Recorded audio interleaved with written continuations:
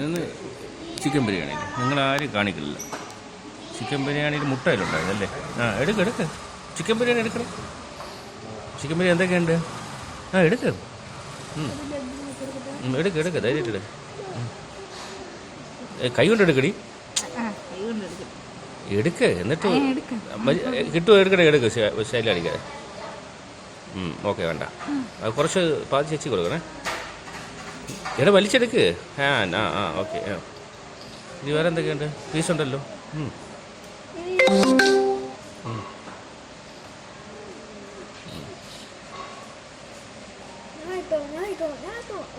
അത് അവനും ഉണ്ടോ? അവനെ വിട്ടോളൂ. ആ പീസ് അമ്മയ്ക്ക് കൊടുക്കുക. ഓക്കെ.